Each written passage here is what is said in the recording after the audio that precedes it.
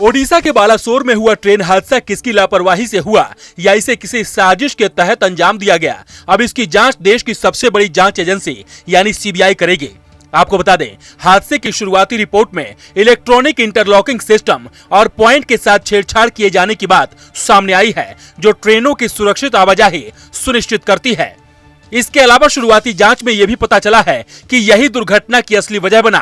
हालांकि जानकारों की माने तो ये कोई टेक्निकल फॉल्ट नहीं बल्कि कुछ और भी हो सकता है। अब ये कुछ और क्या है, इसके लिए सीबीआई को जांच के लिए लगाया गया है।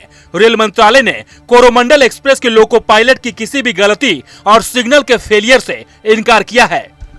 इस हादसे में सीबीआई को शामिल करने से साफ है कि रेलवे को ओडिशा ट्रेन हादसे के पीछे किसी आपराधिक साजिश की आशंका है। आपको बता दें कि अभी तक कमीशन ऑफ रेलवे सेफ्टी इस मामले की जांच कर रहा था। रेल मंत्री अश्विनी वैष्णव ने रविवार को सीबीआई जांच कराए जाने की जानकारी देते हुए कहा, अभी तक जो भी जानकारी मिली है उसको देखते हुए आगे की जांच के लिए रेलवे बोर्ड ने सीबीआई जांच की सिफारिश की है।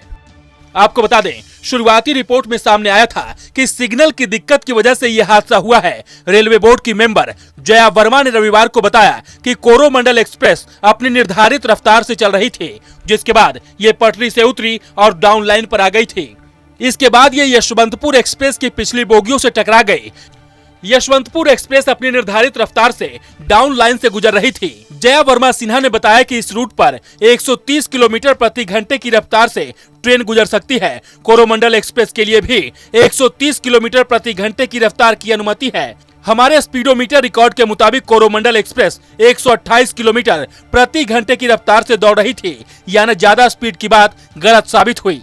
इसके बाद बात आई सिग्नल में गड़बड़ी या ड्राइवर द्वारा सिग्नल तोड़ने पर। इसके जवाब में रेलवे बोर्ड के मेंबर जया वर्मा सिन्हा ने बताया कि कोरोमंडल एक्सप्रेस ट्रेन के ड्राइवर ने कोई सिग्नल नहीं तोड़ा है। हमें ड्राइवर ने बताया उन्हें ग्रीन सिग्नल मिला था और ये हमारे रिकॉर्ड डेटा से भी पता चलता है कि सिग्नल ग्रीन था। साहब से जो बात हुई उसमें उन्होंने बताया कि उनको ग्रीन सिग्नल मिला था। तो एक ये चीज जो बीच बीच में लोग कहते हैं कि सिग्नल लाल था, उसके बावजूद वो चले गए, वो सो गए थे, ये वो। तो लेट मी क्लैरिफाई, हमारा स्टाफ जो है वो लिटरली अपनी जान को हथेली पे रख के सारे पैसेंजर्स की जान को साथ में लेके जाता है अपनी जिम्मेदारी के साथ। उसने लाल पे सिग्नल नहीं पास किया, ना उसने ओवर स्पीडिंग की। उन्होंने बताया, इससे पहले उनको बहुत चोट लगी है, पर उन्होंने साफ बताया कि सिग्नल ग्रीन था। और ये कि सिग्नल ग्रीन था, ये हमारा जो डेटा का रिकॉर्ड है, जो कि एकदम फाइनल रिकॉर्ड रहता है, एंड अगेन वो सील्ड रिकॉर्ड है क्योंकि वो भी एक पार्ट है इंक्वायरी का। वो रिकॉर्ड भी ये दिखाता है कि सिग्नल ग्रीन था। यानी सिग्नल तोड़ने की बात भी गलत साबित हुई। तो फिर हादसे की वजह क्या है? ट्रेन का अचानक पटरी से उतरना, किसकी लापरवाही से 275 से ज्यादा लोगों की जान चली गई? इन्हीं सवालों का जवाब तलाशने के लिए रेलवे ने अब इस मामले को सीबीआई को सौंप दिया है, क्योंकि शायद रेलवे बोर्ड को भी इसमें कहीं ना कहीं किसी भी तरह की साजिश की बू आ रही है। Team news nation.